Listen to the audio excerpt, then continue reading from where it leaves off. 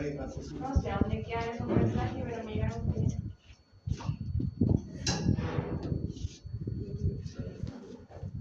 Ya.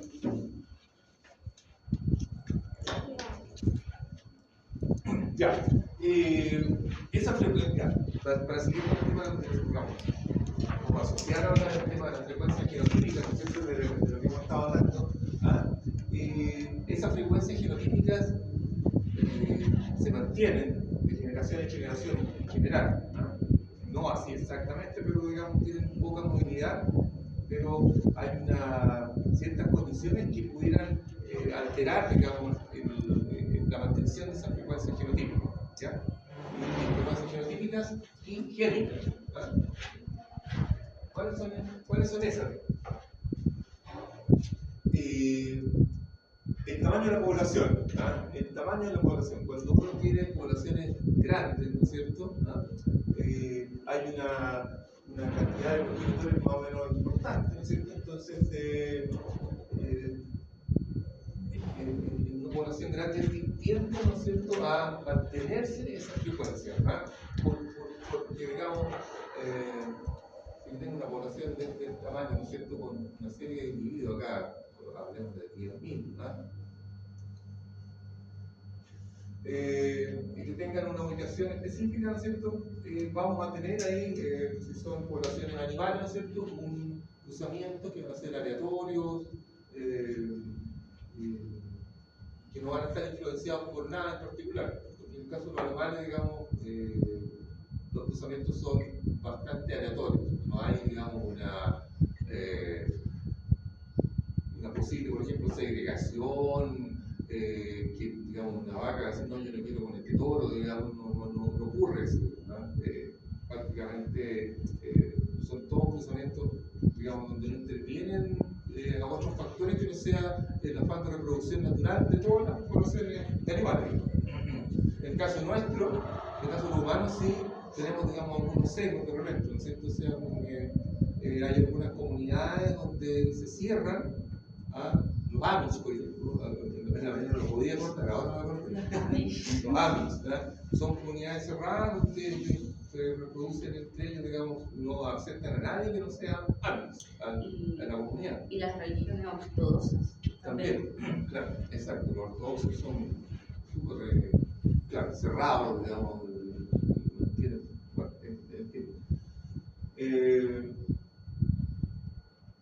eso ocurre, digamos, en las poblaciones humanas, pero en las poblaciones natural hay una cierta tendencia, ¿no es cierto?, eso sí, a procrear con, por ejemplo, machos más agresivos o machos más, digamos, ¿cómo se llama esto?, más líderes, digamos.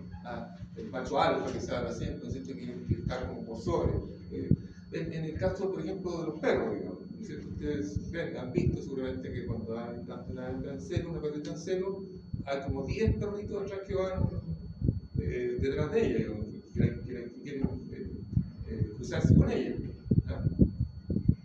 Pero la hembra parece ser de que de alguna manera selecciona, y ese largo paseo, y de repente que es un día completo, digamos, y ella caminando y los perros detrás, digamos, y de repente algunos ya van diciendo, no, yo hasta aquí no me llego, me quedo aquí, me devuelvo, ¿no es cierto?, hasta que queda con uno que efectivamente la cruza, ¿no es cierto?, y tiene la descendencia con ella. De alguna manera eso refleja una especie como de selección que hace la hembra, digamos, para aquel macho que estuvo más perseverante, digamos, ¿no es cierto?, y probablemente se peleó con otros, digamos, y los dejó más o menos nomás. Se fijan que queda finalmente ese resultado. ¿Algo que comentar? Es que me llama la atención que en un tamaño de población mayor haya menor cantidad de progenitores. No. Acá dice a menor cantidad de progenitores, mayor variación por muestreo entre generaciones. O sea, que en el fondo, en esta población grande, ¿no es cierto?, una población muy grande, si hay muy pocos progenitores, hay muy pocos reproductores en el fondo, ¿no es cierto? Va a haber una mayor variación por muestreo entre generaciones sucesivas. O sea, La idea es que ojalá en esta población grande, todos los, digamos, todos los que tengan estén en la condición de poder reproducirse, se reproduzcan, pero que no se quede acotado a un grupo pequeño. Porque si se acota a un grupo pequeño, no va a haber, digamos, un equilibrio, digamos, la generación, digamos, de nuevos descendientes, porque va a estar circunscrito a un círculo muy pequeño. A eso se refiere. O sea, a menor cantidad de progenitores, mayor variación por muestreo. En la variación por muestreo se refiere a que si tú tomas, o sea, imagínate que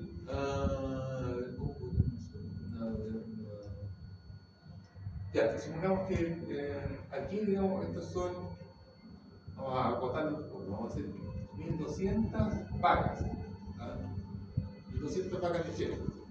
Hay lecherías que tienen esa cantidad, o sea, estoy hablando de aquí en Chile, incluso en la región. 1200 vacas. Entonces uno dice, mira, quiero saber, digamos, qué proporción de mis animales tiene cojera.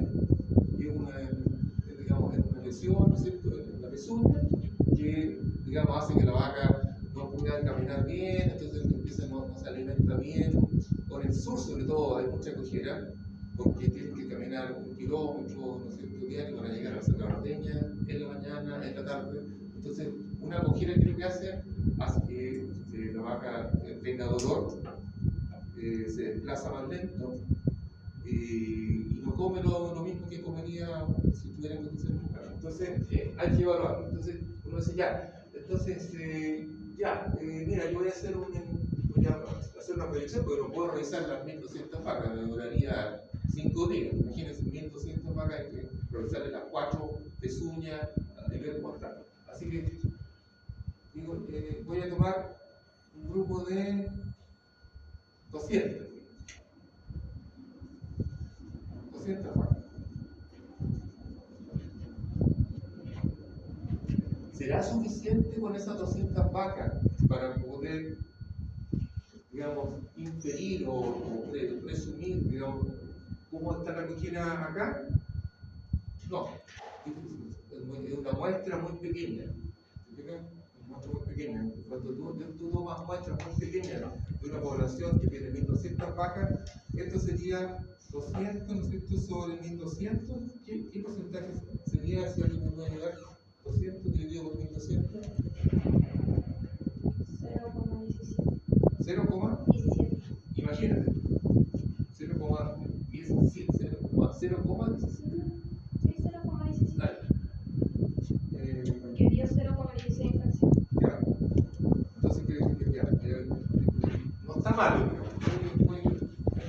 Vamos a colocarle. Sería 17%. Claro, no estaba mal, no, estaba relativamente como mal. ¿Sí? Vamos a colocarle menos, 50. 50 de 1200, ¿cuánto será? 0,042. Ahí sí, 0,042. Ya. Entonces, no eran en rato se fueron 50, ¿no? Porque 50 en un rato se puede evaluar, ¿verdad? Entonces, esta es una muestra muy pequeña. Esta muestra muy pequeña, evidentemente, que no va a tener, digamos, la proyección, ¿no es cierto? O podríamos, digamos, pensar de que eso está evaluando realmente el total. Así que, significa entonces que el mensaje, ¿no es cierto?, es siempre tender, digamos, a muestras que estén por sobre el 10%. Por eso que está bien, el 17%. Así que estaría bien. Sería entonces y ese es el efecto. ¿Por qué una muestra chica te puede alterar? Porque, por ejemplo, podría ser que tomaron solamente las 50 que les quedan más. A ver, supongamos que vamos a evaluarlo bien, entonces vamos a tomar del pochero que esté más lejos. Lo vamos a tomar de este pochero. De aquí vamos a sacar las 50. Eso ya tiene un error de procedimiento enorme, digamos, porque si tomamos todas del mismo sector, estamos acotándonos a un sesgo, digamos, de que primero están muy lejos, y por lo tanto caminan más, y por lo tanto es muy probable que estén cojas, y por lo tanto entonces me saldría 45% de vaca coca, cuando en realidad, si lo hago para todas, estaba en un 5%. Ese es el error de muestreo. Una muestra muy pequeña o no aleatoria. La muestra es real, si fueran 200, ¿no es cierto?, que sería lo mejor, deberíamos, digamos, contar supongamos que tengan 10 potreros, y entonces sacar, digamos, de cada potrero, ¿no es cierto?, 20 vacas de cada potrero. Al azar, por supuesto, totalmente al azar, no porque iba cogiendo, esa, no. Cerrar si ya esta. Y aleatoriamente entonces sacar, y eso me da entonces una imagen, ¿no es cierto?, completa, global, digamos, de toda la lechería. Y es una muestra la más representativa, 10% sobre 10% ya se considera que son 200 vacas, harta pega, digamos, de revisión, pero vale la pena para poder evaluar y ver qué se puede hacer. Entonces ese es el efecto muestreo, eso lo define realmente la estadística, ahí se habla de la muestra, que hay toda una metodología para poder calcular, digamos, cuánto es el número ideal para tomar una muestra, porque depende de la desviación estándar, digamos, de la variable, etcétera, etcétera, etcétera. Ya, entonces a eso se refiere digamos, por una parte el tamaño de la población, ¿no es cierto?, y por otra está indicado por ahí, en otra parte aparece, ¿no es cierto?, el muestreo, el muestreo, acá. Entonces, con pocos progenitores, ¿no es cierto?, vamos a tener mucha variación por muestreo entre las generaciones. Vamos a tener, digamos, mucha variabilidad porque se está concentrado en muy poco. Entonces, si son pocos los progenitores, lo más probable es que esté uno por acá, otro por acá, otro por acá, otro por acá, por acá. Entonces, no va a tener va a haber mucha variabilidad. No va a haber mucha variabilidad. Claro. Mucha variación. Cuando hablamos de variabilidad, es que porque vamos a tener muy pocos progenitores. Entonces se espera, ¿no es cierto?, que esos progenitores le van a traspasar a la herencia, a los descendientes, ¿no es cierto?, sus características, en una cierta proporción, pero va a haber una transmisión. Entonces, claro, si hay son pocos los reproductores, vamos a tener estas imágenes de este reproductor, y no, digamos, a lo mejor aquí aparecen 1, 2, 3, 4, 6, digamos, pero en una población de 1200 vacas deberían haber 1200 dividido por 50, al revés, ahora 1200 dividido por 50, 24. ¿Te fijan? Tenemos 6, pero si hubiéramos tomado de 24 tendríamos, digamos, mucha menor, digamos, variación porque está más distribuido. ¿Te fijan? O sea, hay digamos, un muestreo, digamos, que abarca más progenitores.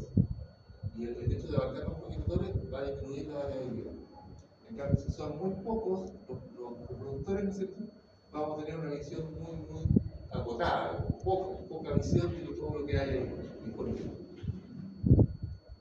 Pero eso lo vamos a ver probablemente un poquito más adelante, con un número, con ejemplo. Bueno, después están las diferencias de fertilidad y viabilidad, ¿no es cierto? También pueden haber entre los genitores, ¿no es cierto? Siempre el que manda el mundo, no el que manda el mundo, sino que el que más dirige la respuesta genética, digamos, son los genitores. Y hay en algunos casos fertilidad distinta, digamos, entre reproductores, tanto hembras como machos, problemas de fertilidad. Por ejemplo, en el caso de la misma raza Holstein, dicen que se ha seleccionado mucho por producción, dejando de lado, digamos, algunas cosas que son la reproducción. Y entonces, claro, cuesta preñar a una vaca lechera Holstein. Tienen, digamos, índices por ejemplo, de inseminaciones más altos que otras razas. Cuesta más que en el fondo todo su metabolismo prácticamente se dedica a la producción de leche. Entonces deja de lado el metabolismo reproductivo. ¿Perfecto? Entonces hay que siempre mantener un balance.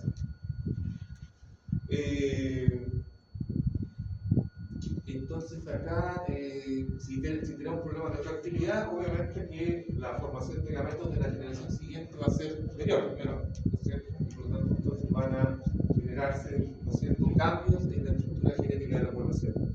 De migración y mutación, obviamente, ¿no es cierto? O sea, si yo tengo esta población de 1200 y le incorporo, digamos, 300 vacas, digamos, que pueden ser, por ejemplo, Jersey, ¿no? Imagínate que tengo 1200 vacas Holstein, que tienen vacas Holstein, alta producción, baja cantidad digamos, de sólido en la leche, de grasa, de proteína, menor. Jersey, no tan alta producción, menor, pero una leche muy gruesa, que se le dice en el sur, o sea, que tiene mayores niveles de grasa, mayores niveles de proteína, y por lo tanto, entonces, son sus características propias. Entonces, al incorporar, hacer una migración de ciertas vacas a esta legislación, obviamente que van a cambiar, ¿no es cierto?, la frecuencia genotípica y higiénica de la producción de leche, del contenido sólido, de la cantidad de grasa, etc. ¿Ah? Eso va a cambiar. Y mutación también, ¿no es cierto? Mutación ustedes han escuchado.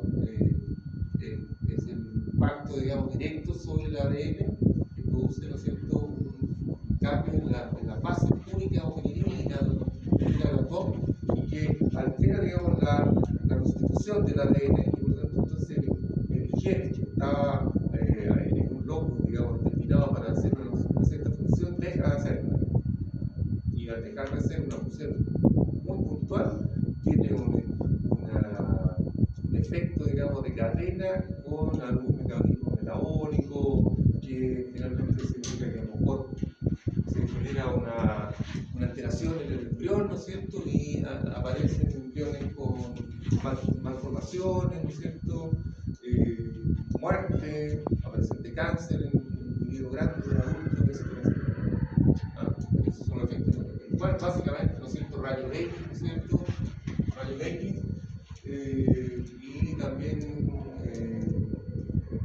radiación nuclear, ¿no es cierto? Claro, son bastante fuertes, pero también el estrés.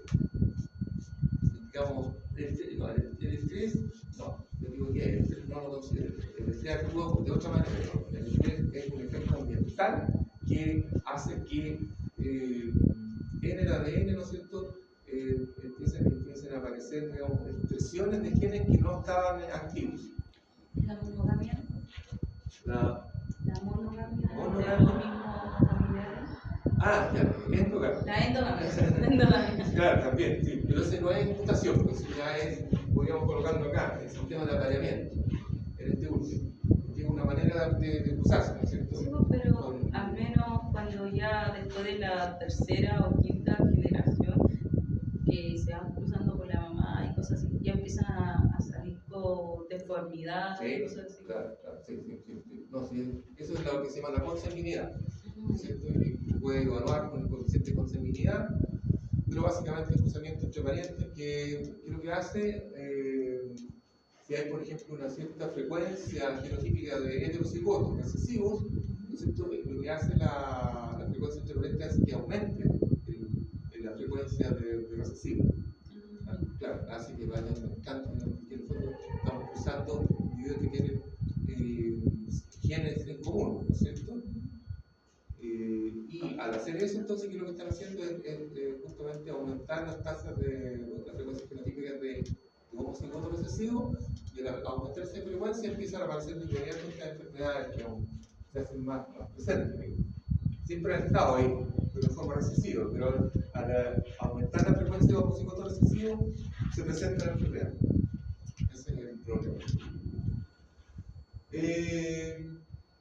Bueno, los sistemas de apareamiento, ¿no es cierto?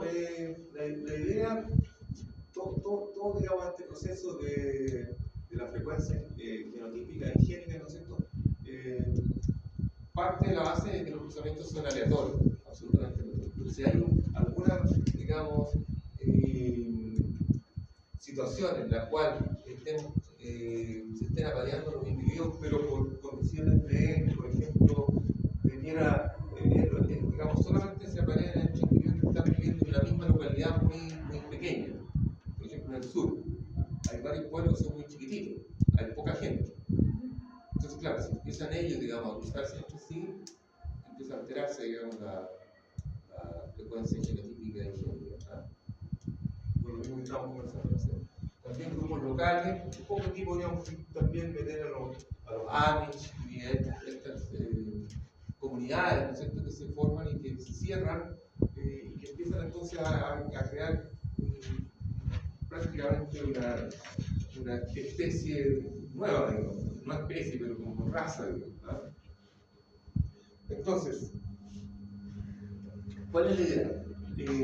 Si nosotros queremos mantener, digamos, las frecuencias genotípicas sin alterarlas, digamos, sin ningún cambio, tenemos que aplicar esta ley, digamos, que se llama la ley de equilibrio de Hardy-Weyl.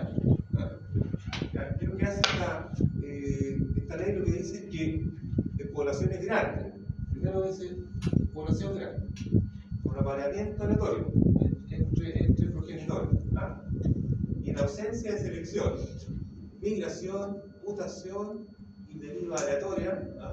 Cuando hablamos de deriva aleatoria nos referimos al efecto del muestreo, digamos, y cuando tenemos una muestra muy pequeña siempre va a generar, digamos, una irregularidad. En ese caso, digamos, si no está esto, si no están estos factores, las frecuencias genotípicas y génicas se mantienen constantes. O sea, que significa es constante que no cambien de generación en generación. Siempre, como lo que hablamos nosotros recién, se mantiene de generación en generación, la misma. Y aquí viene la mayor consecuencia, digamos, y las frecuencias genotípicas pueden ser calculadas a partir de las frecuencias génicas. Frecuencias genotípicas pueden ser calculadas a partir de las frecuencias génicas.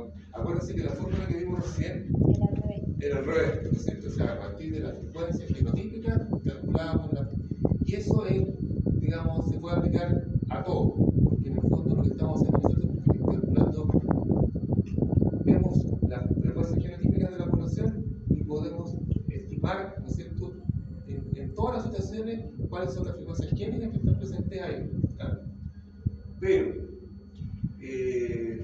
solamente cuando la población esté cumpliendo con todos estos caracteres podemos hacerlo al revés, o sea que las frecuencias génicas calculamos las frecuencias genotípicas. ¿Ya? ¿Ya? ¿Cómo y por qué pasa eso? Veamos antes que estemos bien. ¿Por qué pasa eso?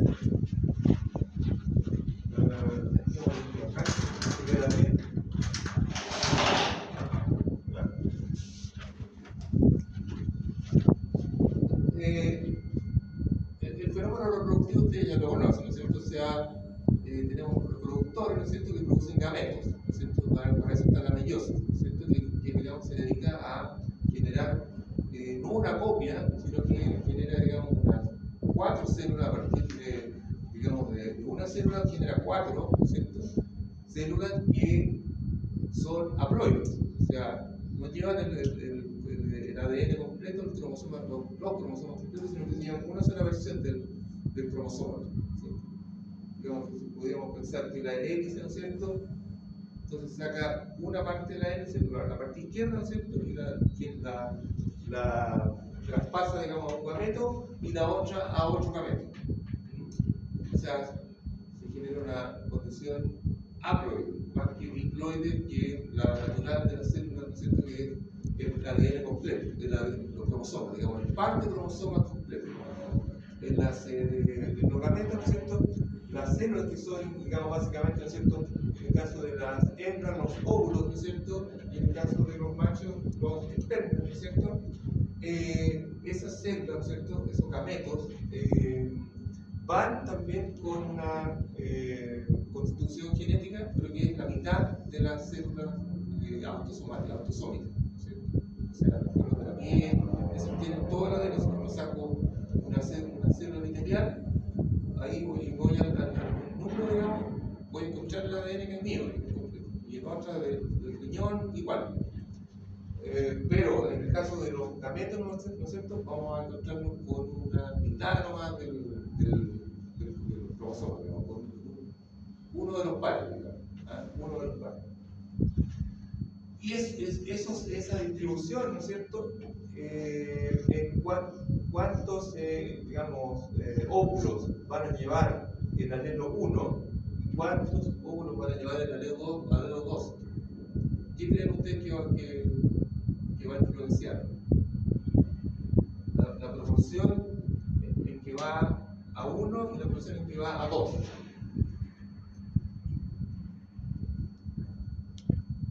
En la 2 hay el doble de material. El A2 es recesivo y el A1 es dominante. Claro, no, pero digamos en términos de que, a ver, si la hembra produce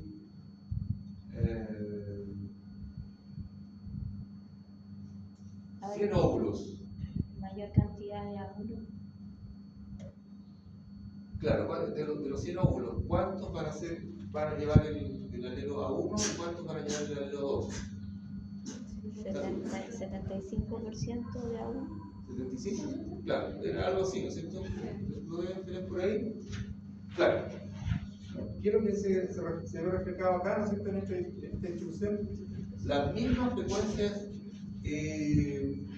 génicas, ¿no es cierto?, que habíamos calculado para la población. O sea, 0,768, ¿no es cierto? Acá, 0,768, eso es P, y Q era 0,232, ¿cierto? Sí. Esta era, ¿cómo lo podríamos ya, pues, si lo llevamos a 100 todo, si lo llevamos a 100, tendríamos que pensar de que si son 100, claro, si son 100, tendríamos prácticamente 77 óvulos que llevarían el alelo A1. Porque la frecuencia es 76,8, para redondear, y 23 que llevarían el alelo A2. ¿De acuerdo? Porque así está en la población, digamos. O sea, la población ya nosotros calculamos para esa población cuáles son las frecuencias génicas, ¿no es cierto?, de P y de Q. Entonces, en el momento, digamos, en que se ve la generación de gametos, ¿no es cierto?, acá se mantienen las mismas frecuencias, por eso que está acá indicado P minúscula y Q minúscula. O sea, la frecuencia de alelo A1 que va a estar para los óvulos femeninos, ¿no es cierto?, va a ser igual a P. Porque no había ninguna razón para que no fuera así. Porque en el fondo sabemos que en la población esas son las frecuencias génicas, que están, digamos, distribuidos de esa manera. Hay una cierta cantidad de genotipos que son homocigos dominantes y son los que están aportando, ¿no es cierto?, esa situación. Por lo tanto, entonces, los que son A1, digamos, ¿no es cierto?, el homocigo dominante, las hembras que tengan ese genotipo van a generar y transmitir hacia su descendencia la misma frecuencia. O sea, van a ser, si la población era de 130, 380, 390,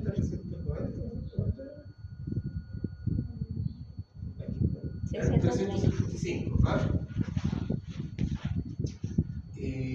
Bueno, acá está, ¿no es cierto?, son 630 animales, pensemos que estamos mitad y mitad, o sea, mitad hembra, ¿no es cierto?, y mitad macho. Por lo tanto, aquí la mitad de 75 sería, son como 100, digamos, 200, son como 190, 180 y... ya, bueno, pensemos, entonces, digamos que había 182 hembras y 182 machos, ¿no es cierto? ¿Sí? A ver. las hembras, ¿no es cierto?, van a, quiero que cuál de alelo van a entregar. Z mayúscula, Z mayúscula, ¿no es cierto? Pero como para poder entender un poco el proceso, se hace con los heterocigotos. Se hace con los heterocigotos. O sea, estos de acá, las 180 hembras, ¿no es cierto?, van a generar 180 alelos Z, óvulos con el alelo Z, y 180 machos van a transmitir a su gameto, al esperma, ¿no es cierto?, el alelo Z minúsculo. Igual, Z y Z, Z y Z. O sea, van a irse también, ¿cómo se llama? Para reproducirse, van a generar gametos, y cada uno va a generar una réplica, digamos, en los gametos de su constitución genética. Aquí, por esto podríamos hacerlo más fácil, porque esto es un número par, 278, ¿no es cierto? Esto sería 109. 109, claro, 109 machos y 109 hembras, ¿no es cierto? Y las hembras, ¿no es cierto?, ¿qué gametos van a producir? Exactamente, ¿no es cierto?, probablemente van a generar la mitad, van a ir con óvulos Z mayúscula y la mitad va a ir con Z minúscula, y en el caso de los machos igual. Porque esa es la constitución genética. Pero ellos van a ser 109, ¿no es cierto? 109 heterocigotos. ¿Ya? En el caso de estos de acá, ¿no es cierto? Esto también va a estar dividido en la mitad. Habíamos dicho que era 182, ¿no es cierto? Algo así. Son 187.5 la mitad, pero por acá sería 187. Ya, van a haber 187 machos y 187 hembras, ¿cierto? Y cada uno de esos machos y hembras van a entregar entonces gametos que van a llevar el alelo Z siempre, porque son dominantes, tienen ese fenotipo. Pero en definitiva, la frecuencia se va a mantener igual, ¿no es cierto? En la población, en los 630 igual. Entonces, de ahí deriva, ¿no es cierto?, esto que si los gametos femeninos, ¿no es cierto?, hacen la misma transmisión de frecuencia de los alelos que la población, entonces, y los machos también, ¿no es cierto?, están en la misma situación, los gametos van a estar produciendo, digamos, en este caso, esto está distribuido, digamos, para efectos, digamos, de evaluación, gametos con el alelo A1 y con el alelo A2. Entonces, va con la frecuencia que tienen estos alelos, ¿no es cierto? Y al hacer el cruce,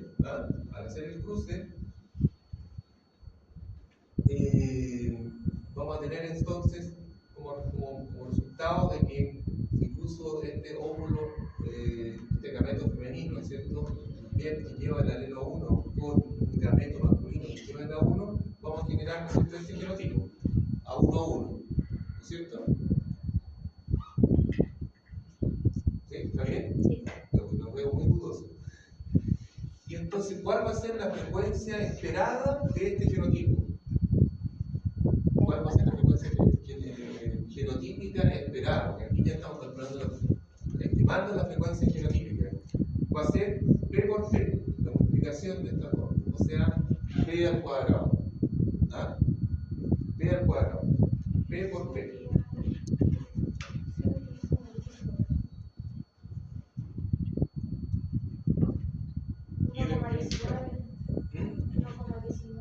A mí me sale 0,58.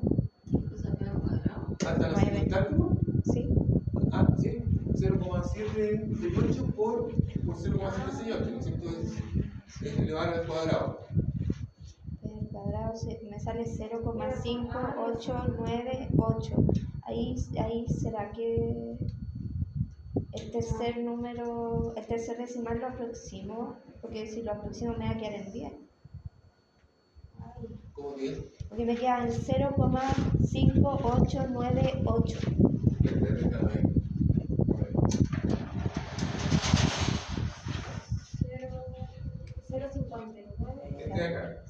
sería cero coma 0,768 No, así, al cuadrado. al cuadrado.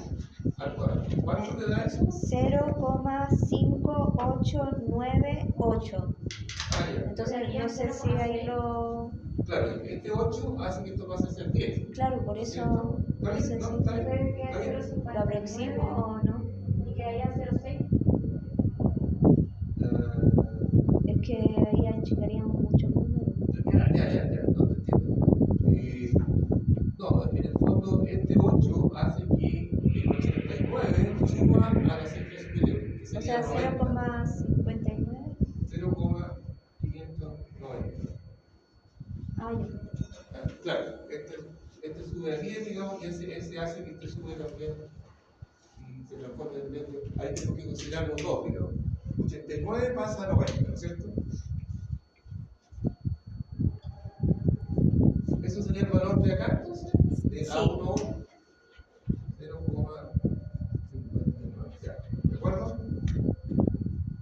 Ahora, en el otro caso, ¿no es cierto? Hagamos el tiro en el homocigoto, ¿no es cierto? Crucen del alelo A2 con el alelo A2 de acá, ¿no es cierto? Que generaría un genotipo A2A2, y en ese caso, ahí sería Q, ¿no es cierto? La frecuencia génica del alelo A2 Al cuadrado. por Q, ¿no es cierto? Q al cuadrado. ¿Ah? Sería 0,768. Ahí es 0,232, ¿no es cierto? Era 0,054. 0,054, 54. ya. ¿Y después del 4 que viene? No, es que está aproximado porque era 0,538. 8. Ya, ya, perfecto. Ya, Ya me perdí. ya. Así que aquí sería, en este acá, Aquí estamos en el Q al cuadrado, pero Ah, es yo porque estaba sacando el el PQ otro. sería de una hembra, ¿ah? el P por Q sería de una hembra que o sea, que tiene un gen recesivo que se cruzó con un gen dominante de un macho. En ese me dio 0,178.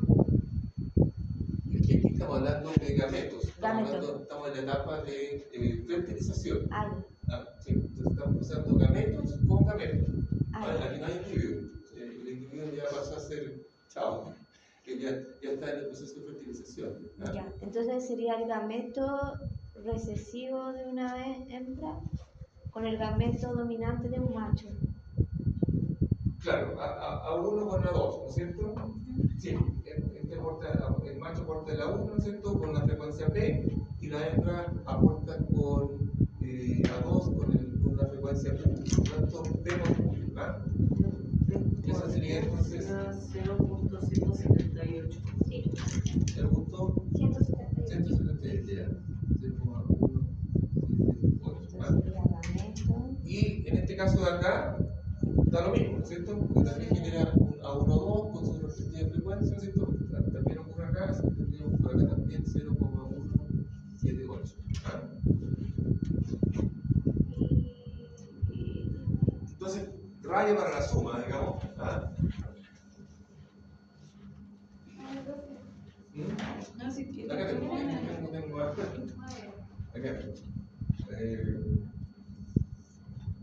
Tendríamos entonces de que cuando tenemos, si es que está en equilibrio la población, o sea, si no están ocurriendo, digamos, en una población grande, con apareamiento aleatorio, sin migración, sin deriva génica, sin deriva cíclica.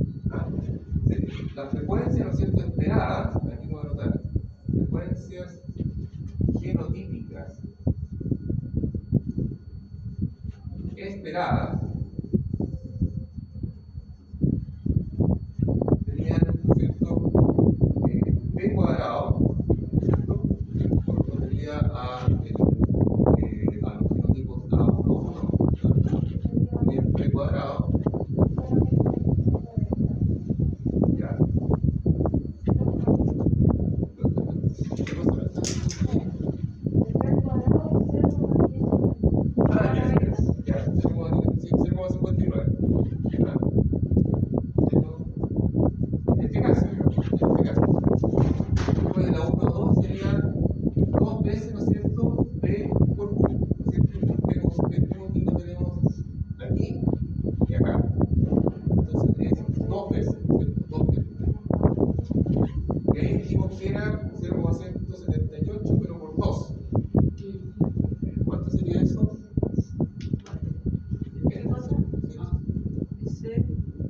278 por 2. Sería 0,353. 0,36. 56. Ya, ok. Y Q cuadrado, o sea, perdón, el A2 sería también Q cuadrado, ¿cierto? Q elevado al cuadrado, Ese dio 0,054. 0,050.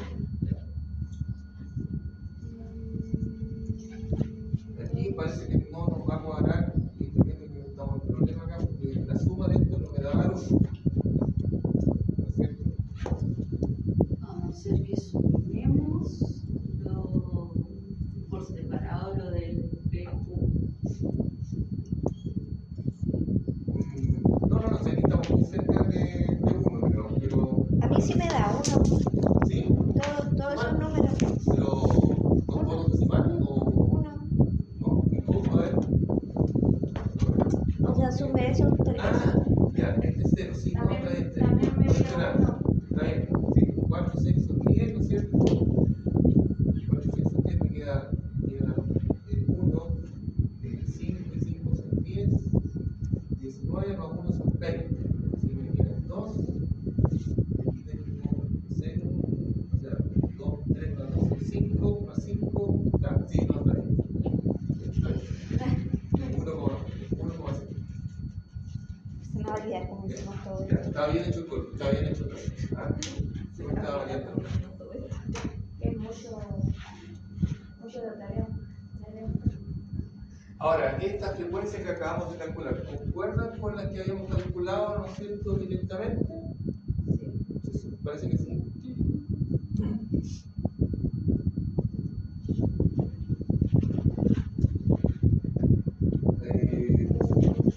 0,45, bueno, 0,59. Pero estamos. Vamos a ver una manera de poderlo saber, digamos, detallarlo con mucho cálculo, ¿no? Con pruebas estadísticas. 0,59, el otro era 0,346, y aquí tenemos 0,356, y este es 0,054. Los que son a cuadrado ayudan en un 5, un decimal de 5, y el otro en un decimal de 10. ¿Cómo así? No, sí. No, que la variación ¿Ya? entre el P que habíamos calculado antes, desde ahora, ¿Ya? es de un 5, lo que es P igual a P al cuadrado, ¿Ya? y lo que es Q, que es Q al cuadrado, es Acá. una variación también de 5. Ya. Pero una es una variación que sube y otra una Y variación eso que que va, baja. claro, compleja, digamos. Sí, y el del medio, que es H, Ya. que es PQ al cuadrado, PQ2, ¿Sí? es una variación de 10. De 10, ya. No es mucho la variación, No, pero igual no. es parecido. Claro, en todo caso, como les digo, en el próximo taller vamos a calcular y hacer una prueba, ¿no es cierto?, estadística del chi cuadrado, no sé si me han visto. ¿Se recuerdan algo de estadística del chi cuadrado? Que sirve para salir, digamos, de la duda de si son distintas o no son distintas. ¿Ah? O sea, son iguales las frecuencias o no son iguales. ¿Ah? Puede haber una pequeña variación, aquí es bastante pequeña la variación, pero igual hay que calcularla, digamos. ¿Ah? Y tiene una metodología bien rigurosa para poder saber si son iguales o no son iguales, estadísticamente hablando. ¿Ah? Porque, digamos, a la vista son muy parecidas, pero no tenemos un criterio para decir no, si está bien, son iguales. Ya, así que eso sería lo que podríamos. Esa, bueno, para la próxima clase, si quieren. No, porque no saben hacer todavía, para que repasemos bien.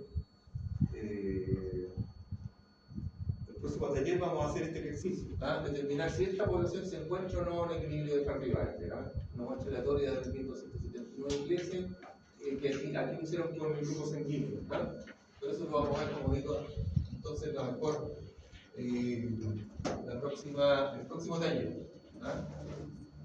Si quieren, pueden repasar conmigo el chi cuadrado para que lo recuerden bien. ¿Qué es el chi cuadrado? Chi cuadrado, x cuadrado. X cuadrado. Sí.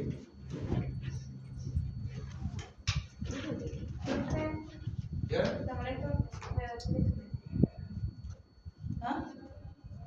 Yo prueba en chi cuadrado. Podría revisar el archivo anterior, Ya. donde sale lo de la frecuencia de los genes a 1 y a 2. También. No está más arriba. No sé. ¿Dónde están los cuadraditos? Aquí. No, más arriba. Pero eso igual usted lo subió al aula, ¿no? Sí, ya está, en el taller. Esto Donde es... estaba la fórmula de medio por... Ya, ok. Profe, ¿a qué se refiere con prueba x cuadrado? Acá. Como un poquito más de contexto. ¿A qué se refiere con prueba x cuadrado? Prueba de chi cuadrado es una prueba estadística que pretende determinar, digamos, si mediciones observadas para una categoría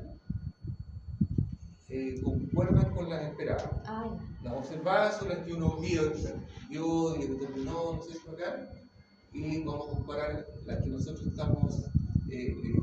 Acá nosotros acabamos de calcular las frecuencias esperadas y cuadrar más o menos, un número similar, ¿cierto? Pero para este ejercicio que vamos a ver la próxima vez, vamos a calcular, vamos a tener las frecuencias genotípicas actuales. Vamos a calcular las frecuencias génicas y después vamos a ver si con esa frecuencia se corrobora que están en equilibrio. Es bien interesante. Y sirve harto porque ahí la estadística nos dice si son iguales o no son iguales. A pesar de que se parezcan mucho, pero ahí lo vamos a ver, es interesante. Profe, ¿cómo se llama esta unidad como para buscar mi video? Esta unidad es ley de Cardival. La ley de... Ustedes van a buscar Cardival, pero que va a aparecer. Hay algo. Ley de Cardival. Con cálculo de frecuencias genotípicas. Y también pueden buscar frecuencias genotípicas, frecuencias higiénicas. Me gusta que estén así motivados a buscar. Vamos a salvar el trabajo. ¿Por qué está muy mal con la prueba anterior? Algo me comentaron.